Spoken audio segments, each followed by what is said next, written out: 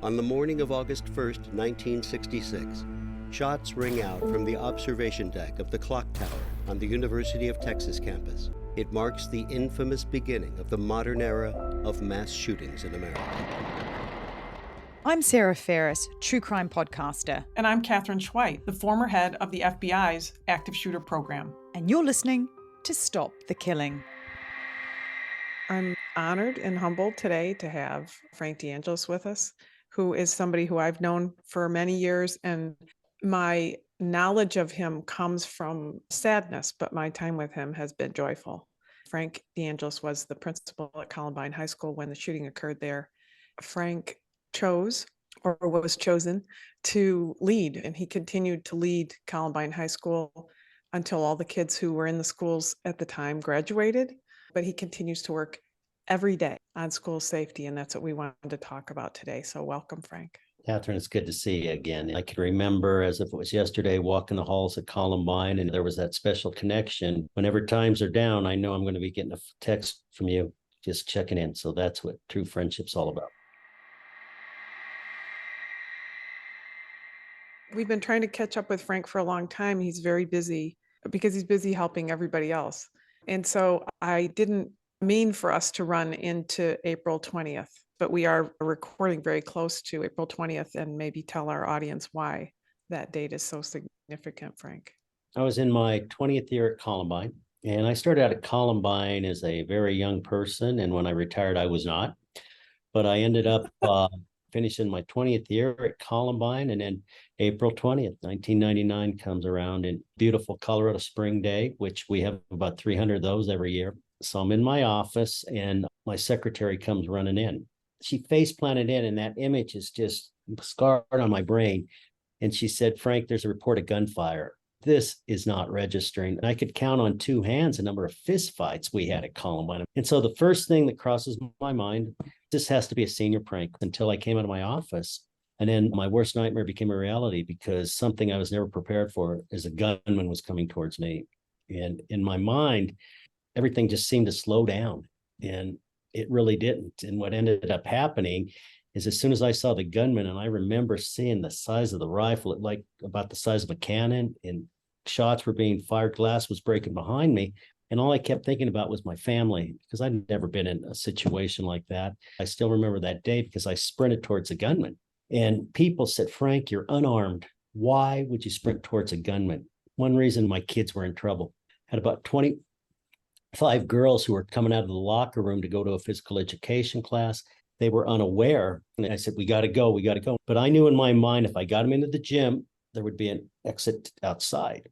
And everything was going as planned. I got the girls calmed down until I pulled on the gym door, and it was locked. And we were in this little alcove, and girls start crying. They start praying. Well, miraculously, I had a set of 30 keys on a key ring in my pocket. I reached in my pocket, the first key, opened it on the first try, or we wouldn't be having this conversation today. And it was a couple of years ago, and this really hit me hard emotionally. Columbine High School's playing in the state softball game. And I go, and a young woman comes up to me, and I recognized her. It was Catherine, and she's looking at me, and she starts crying. I start crying, and we embrace. She said, "Mr. Dean," she said, "I just got to tell you something. I am so glad you found that key, because that girl in right field wouldn't be playing today if you didn't. That's my daughter." That's the thing about April 20th. It had so many horrible things, but it also brought so many people together, and it plummeted us forward, whether we wanted to go there or not. And the marker of the Columbine shooting, as terrible as it is, had, I see, many positive outcomes along with the negatives. Does that seem weird, Frank? You're right on. I think there's so many lessons learned. What we don't talk about, and Catherine does a wonderful job in her book, Stop the Killing, is all the things that we have changed since that have stopped some of these from happening. Because we hear about the events that happen, but we don't hear about the ones that have been stopped for things we have in place. And I never want to get to a point in my life that there's another school shooting or an event, people saying, "Okay, how many this time?" We can't accept this as the norm. I can remember back in 1999, Bill Bond, he was the principal at Heath High School at Paducah, Kentucky, when the shooting happened there. Yeah. So all of a sudden, my secretary comes in and says, this gentleman needs to talk to you. And he told me who he was, and he said something that resonated. He said, Frank, I can tell you, I know what you're going through. He said, here's my number. He said, you don't even know what you need at this point, but just keep it by your phone. And that had such a major impact on my mind. And I was pretty naive thinking, gosh, I hope, what Bill did for me, I'll never have to make that phone call. And I made a statement. I said, I just hope my beloved 13 did not die in vain. And unfortunately, it continued to happen. And I think my first phone call was in February up into Santee, California. And I can't tell you, when I make those phone calls, they pick up. And the first thing I say to them is, I know what you're going through, because I really do. I did that up until about 2018. And Bill Waples from NASSP called me. And he said, Frank, we're really thinking of starting something called the Principals Recovery Network, and we would like for you to head it up. And he explained, and I said, I think it's a great idea. So we ended up meeting, and there are 22, I think, at this point that have been involved. And so we met in Washington, D.C. for the first time in 2018, and it was just life-changing. We just sat in that room and just listened to each other, because I think so many times in our lives when we go through things, we feel we're the only ones that are experiencing that event or emotion. And we shared our stories. And so there was this special bond. And so then, under the leadership of Elizabeth Brown, who was at Florida where shootings occurred, and then Greg Johnson, who was in Ohio where shootings occurred, they decided to facilitate something called the Principals Recovery Guide. And what we did is we just shared our stories. And it really is something that could help people that go through similar situations, but also through events in their life. We hope that you never have to go through an event such as we did at Columbine. You're going to go through something in your life. All we have to do is look back to the pandemic. The pandemic was the enemy. And so that guide has really helped.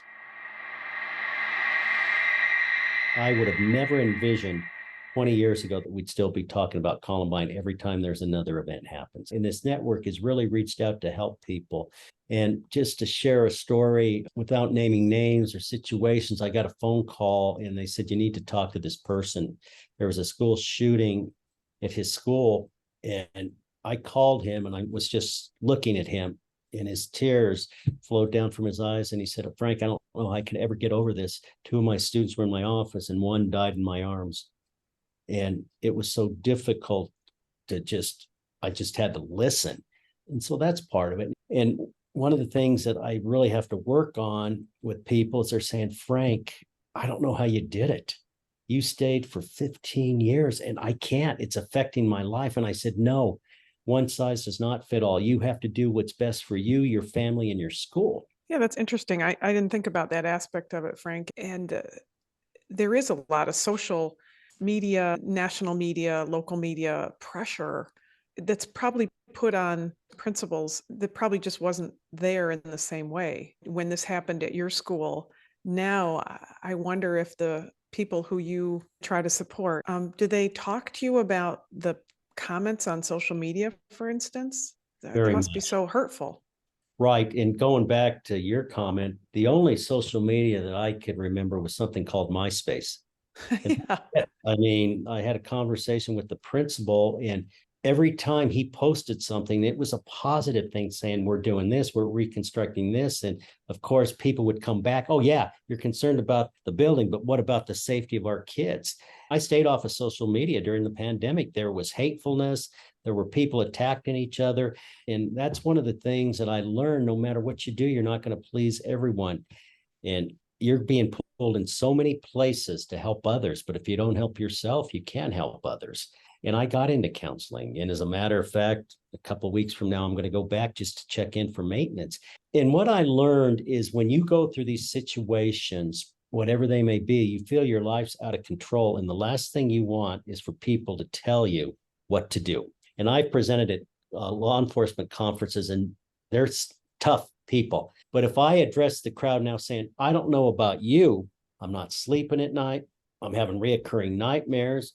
I can't tell you, the past few days, I've been to the hospital thinking I'm having a heart attack. It's anxiety. And all of a sudden, I see people nodding. And I did that the other day when I was at Denver East, and people came up and said, "Oh my gosh, I thought I was the only one." It's how you deliver the message. One of the last things I say to each of one of those people that I've talked to, make me a promise that at least you'll go talk to someone. You got to find the right person, because one person may not be it, but don't give up hope. Frank, when you talk to people, when you hear from people, you've been doing this for a long time. Does anything surprise you that you hear from people? It doesn't. I think a lot of it is, what's it going to be like going back into school? What about the parents? A lot of times they're looking for people to blame. Unfortunately, I was named in 8 lawsuits. When people said don't take it personally, but when you're being served with those papers, and a lot of times I had to put that aside. And it was an eye opener for me when the family said, "Frank, you need to understand, at times, in order for us to find out answers, they're telling us you got to file a lawsuit." And those families are entitled to knowing what happened. In the state of Colorado, there was a school shooting. It happened in December of 2013 at Arapahoe High School. Actually, there's legislation right now in the state of Colorado, which is the Claire Davis Act. Claire so tragically lost her life there on December 12th of 2013. And now they have to open this transparency just to see, because I think parents are entitled. And I keep referring back to Denver East that's going on right now, that the parents want to know, what are you doing? There are kids in the school system that been expelled for weapon charges, but they're allowing them on these campuses. And his parents are saying, "I need to know if my kid is safe." Frank, can I ask you about that? When I go out to speak, I get asked a lot of things, as you do. One of the things that reoccurs, especially when I talk to school administrators, they're saying but not saying that they are in a situation where they have potentially dangerous students who have done dangerous things, yet they're compelled to keep them in school, which I think speaks to people who say, "Well, I'm going to put my kids in a private school because private schools can kick kids out better than public schools can." How do you address that issue for school administrators? And you know what? Maybe you could just explain to the audience what happened at Denver East. In Denver East, they had a situation. It was right after the pandemic. They decided to remove all school resource officers. And so there was no armed security there. And Denver East, they had a student who was shot and killed in his car. And I think part of it is, I'm going to put some blame on school administrators on how they portray the school resource officers, because unfortunately, it's the message. What drives me crazy is when a school administrator says, "If you act up, I'm going to send you down to the cop." That is not the message. The school resource officers, to me, are part of our faculty. Point being, I truly believe that the situation we're talking about, if there would have been a school resource officer there, not patting him down, but just standing there, that kid, probably knowing that, would not have brought that gun into there. And just so our listeners catch this, they had a student who was a known potential danger. And the policy was that before the kid could attend school every day, they would pat him down. 2 school administrators. And one day when they went to pat him down, and I can see, for those who can't, I could see Sarah's eyes beginning to bug out. They went to pat him down and he pulled a gun out and shot both of them. Right. And this kid's smart enough to realize that they were going to empty the backpack or check the backpack every day. So he hid the weapon in his waistband, and he had a bad vibe. And the 2 school administrators realizing it was that point, he pulled the gun out and shot 2 of them. Fortunately, they survived. And then what comes out after that is the fact parents want answers. How many other kids do we have in our building that are on these safety plans? Now, I am a strong proponent that kids need education, but we can decide what that education is going to look like. And my number one concern is, I know every kid is entitled to an education, but I'm also responsible for protecting the other 2,000 kids and 150 staff members. And so that's the major debate going on right now. I think school administrators are, on behalf of their students, and teachers themselves and parents are beginning to say, look, privacy is one thing. And the United States has a very strong history of privacy rights. But when you find out that, well, it has occurred here, we had a student who raped another student and then was transferred to another high school in the district without anybody knowing that, and then assaulted a woman, a young lady in that school that he was transferred to. And there was understandably incredible outrage about why didn't we know this child who is so dangerous had been transferred to our school. That is a challenge that school districts are dealing with now in a way I think they didn't deal with them before. Now, why? Maybe that's a new phenomena, Frank. You tell me. I agree. And there's certain mandatory expulsions in the state of Colorado. And I'm sure this is around the country, weapon charges, the sale of drugs, first degree assault. That's mandatory expulsion from, and it's to protect the safety of others. And I'm all for giving every child an opportunity, but not at the expense of the safety of others. And I know in Jefferson County, if a kid got convicted of weapon charges, you don't put them in another school. I don't feel comfortable doing that. And we denied those opportunities. And now I think what's happening in Denver, that's what the principals are stating, why, if these kids were expelled for weapon charges or pending charges, and why do we have to put them in our school and risk the safety? And that's something it's going to be interesting to see, because not all school districts do that. In Jefferson County, if we feel a child is a threat to others, and we do the threat assessment and we go through everything possible, stating having him or her on campus is a threat to the others, then we do not accept those students. But that's not the case in some of the districts in Denver. Frank, is part of that school districts are financially strained and they don't have as many alternative school opportunities? Big districts have those, we know, where they have a place where maybe you can do a little bit more security of students who are more at risk to themselves or others.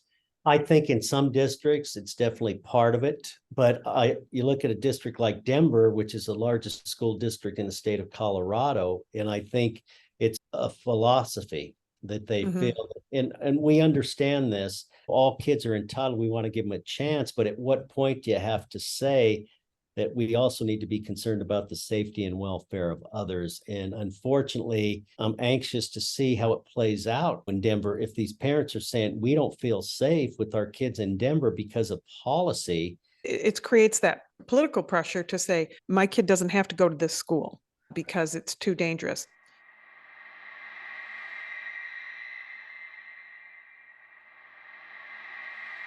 So Frank, what can parents do? Sarah and I really focus on empowering people.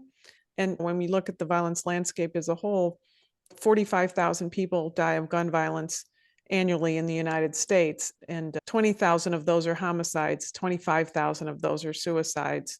Essentially, 500 of those were unintended killings from guns found by children, unintentional shootings. The school shootings and mass shootings are less than 1% of the homicides of the firearms deaths in the United States. They are a small but very visible sign of the trauma that we're all going through right now when it comes to firearms violence. What do you try to focus on when you try to be empowering and you try to think about how people can be part of the answer? I think what they're doing in Denver right now is they're attending school board meetings stating that we want safety. We just can't sit back. And one of the things that really amazed me was after the Parkland shooting, it was February 14, 2018. Those kids stood up, many of them, and I met with them, because I think a lot of times as adults, we underestimate the voices of our students. And case in point, after Columbine happened, the parents, of course, are worried about the school safety.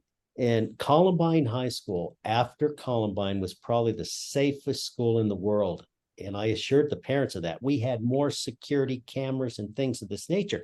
And one day, some students are knocking on my door, and they said to me, Mr. D, we know you love us. We know you want to keep us safe, but we're more anxious now than what we were because of all the additional security.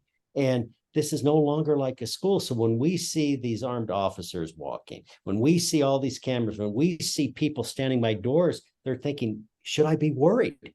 And so that is when I started having these discussions. How can we still make these schools safe, but at the same time allow them to be conducive for learning? Or for your daughter's middle school saying, I can teach. I don't have to constantly be looking out there and making sure. And so that's that fine line. Do you think that school resource officers are a yes? Oh, big time. And here's the thing, Catherine, I think that's important. Not all police officers are meant to be school resource officers. And they've even said that in talking to law enforcement, they said there's people I would not want, they shouldn't be there. And last July, NASRO, the National Association of School Resource Officers, had their big conference here in Colorado. And I was a keynote presenter, and there was 2,000 of them there.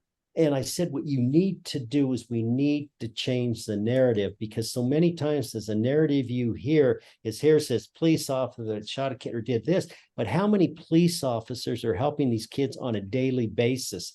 Unfortunately, it was a few years ago, one of our school resource officers during the summer was working in Old Arvada, and he was killed. And I went to his service. There were 4,000 people at his service, but to see the kids that got up and said, this man made a difference in our life. And those are the stories. We need to change that narrative. You know, I think that's very true. And the other question I get asked quite a bit, and it's a hot topic now, about arming teachers. I'm against it. And I'm going to give my reason why. I was in a situation that day. I could have went through all the gun training. The thing that I don't know that I have is mindset. And so I come out of my office, all of a sudden, I'm able to get my gun, and I'm going down. When I encountered that person as a law enforcement agent, I'm sure they're looking at, we're going to stop the person. What I'm looking at as an educator is I can help every kid. And more than likely, playing through that scenario is, if I don't know if I could have shot one of my kids, and I would have tried to reason with him saying, what are you doing? There's got to be a better way. He kills me. Now those 25 girls that I talked about earlier are dead. And so I think there's more than just saying, hey, we arm teachers, we're going to stop it. I don't know how many educators you would have get into education, principals, knowing that they were going to be armed, and there's a possibility they would have to take down one of their students.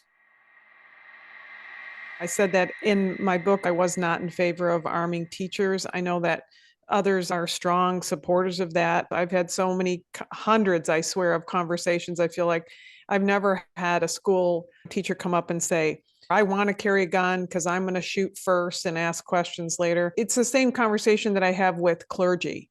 I remember being on a big call with hundreds of clergy from around the country when I was working with the FBI. I was at the Department of Justice in this massive, as you would expect, this massive wooden conference room that was built in who knows when. And there were all these clergy from across the country on the line. And somebody came on with a question and said, I really think it's my duty, it's my obligation. My faith teaches me that I can talk to these people. And I hear that occasionally from school people, that I would try to talk them out of it, like you were just saying, Frank. I think that's what you'd go to, even if you realize as you're doing it, this is probably not going to work. And I think clergy feel that way too. And they're more vulnerable because of that.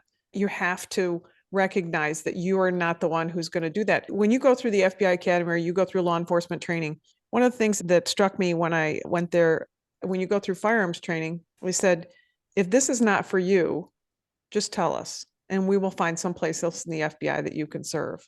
Because not everybody has the ability to raise a gun and kill somebody else, even if that person is trying to kill them, or raise a gun to kill somebody to protect somebody else. And it's important that you run this through your head a lot of times and be honest with yourself about whether you can do that. And I think that's what I'm hearing you say, Frank, is you recognize the honesty of the situation. One of the things that haunts me to this day, yesterday was April 17th, and during the week of April 20th, you just go back to everything that transpired. But to make your point, April 17th was our junior senior prom. And I can remember being at the prom, and I remember the killer high-fiving me. He's with his girlfriend, dancing, high-fiving me. We go to after prom, the other shooters there high-fiving me, knowing in their mind that if their plan would have been carried out and those bombs would have exploded, they would have killed a large percentage of their friends that were there. And I look at it, these were my kids. 2 days they're hugging me, Mr. D, knowing in their mind that they were going to try to kill us all. And I think as educators, we don't do it for the money. We do it because we feel we could help others.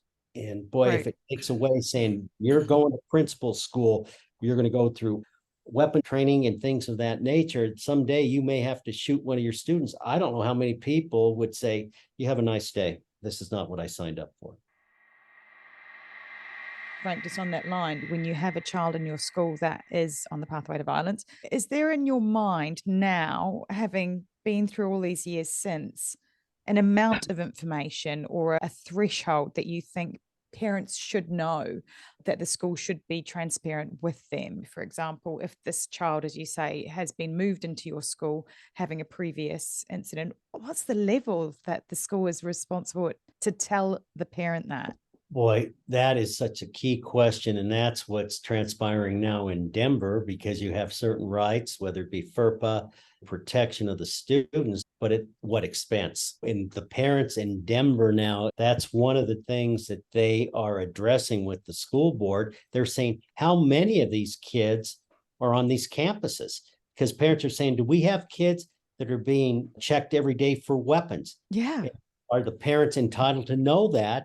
And I think if you look at some of the times with sexual offenders, the law in which the people that live in the community need to know, are we getting to that point? As a parent, should they be entitled to say, we have 5 students that are on safety plans for weapon charges?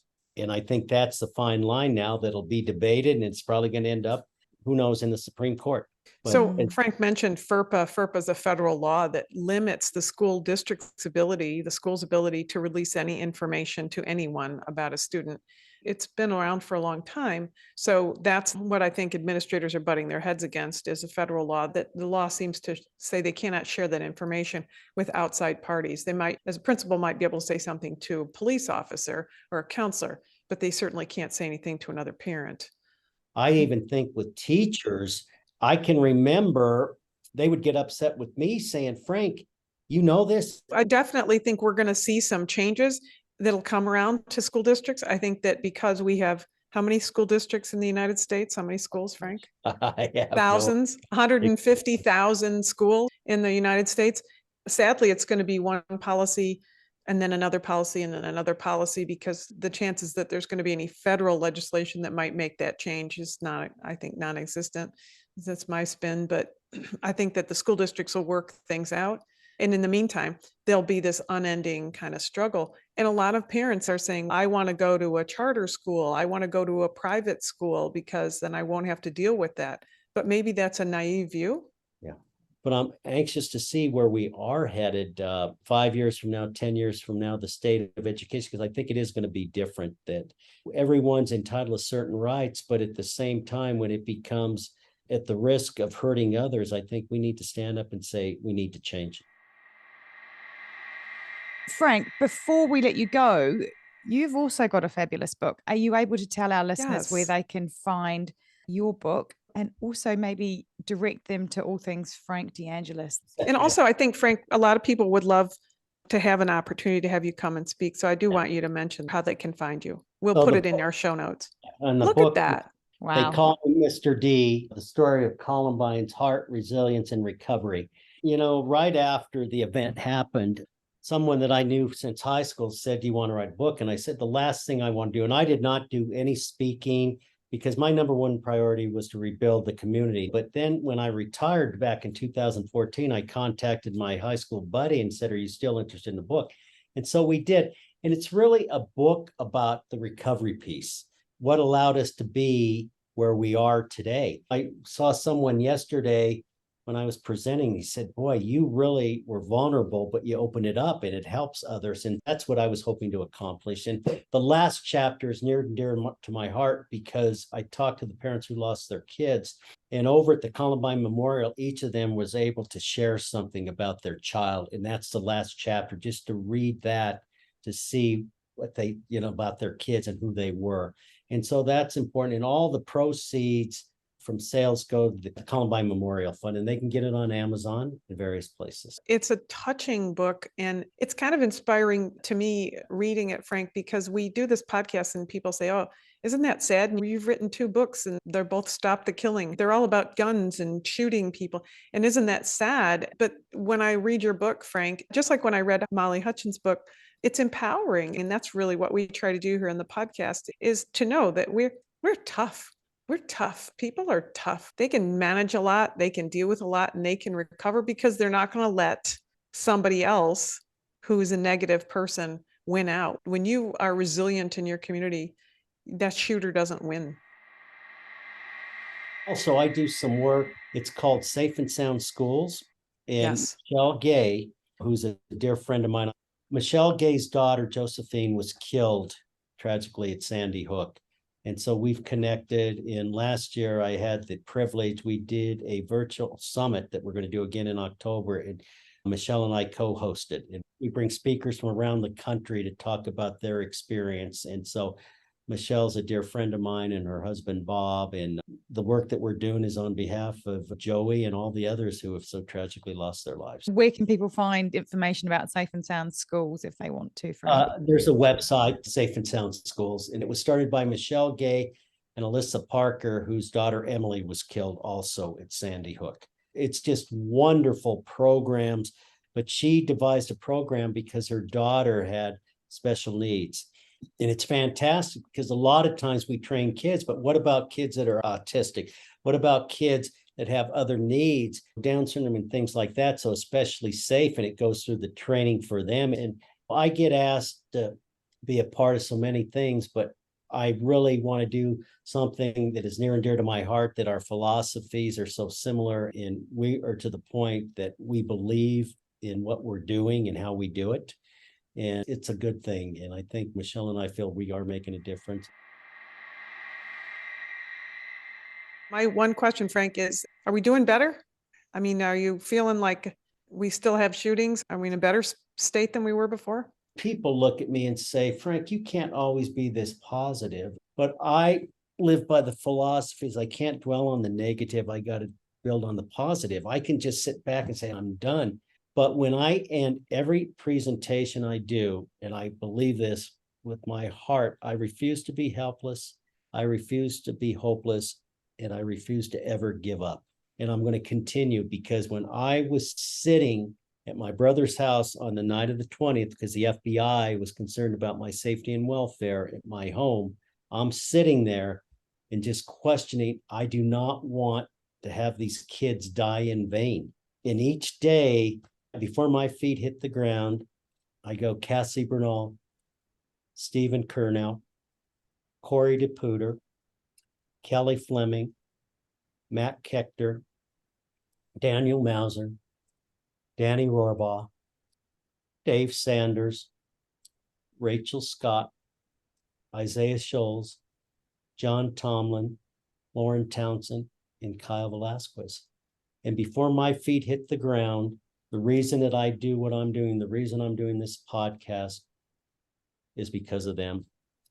And I got to share something with you, and this is pretty powerful. Last year, I presented for NASRO, and we decided to do something over at the Columbine Memorial. And it was raining, and it was thunder and lightning, and Mo Kennedy, who's the executive director for NASRO, said, Frank, do we continue? What do we do? And the same thing happened at the groundbreaking back on June 24th of 2006. President Clinton was there, and it's lightning. And Dawn Anna, she made this comment, they're here. Can you feel them? Our angels. Wow. The skies cleared back on June 24th of 2006. Well, last year, we're looking up at lightning and we're saying, what's going on? I read that quote, they're here. Can you feel them? Our angels. I read the names of the 13. When I finished, there was a rainbow throughout the sky. Wow.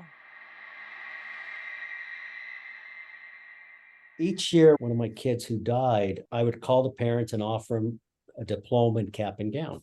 And some parents said, Frank, no, we really don't need that. But one that stands out in my mind was Kyle Velasquez's parents, Phyllis and Al Velasquez. So they come in and they walk in, and immediately we start shedding tears. And they said, let's cry because we lost him, but smile because we had him. So they're getting ready to leave. I give them the cap and gown and diplomas. Mr. Velasquez comes in and he says, Frank, I want to do something. There's a little space on my wall. He takes off Kyle's hat. And I said, Mr. Velasquez, that's Kyle's hat. I can't take it. He said, no, I want you to put it in this little spot that every day you walk through that door, remember how much your kids love you and how much you love those kids. And you continue to do it. And Kyle's going to be with you every step of the way. And it's things like that that allowed me to continue to do what I'm doing 24 years this Thursday.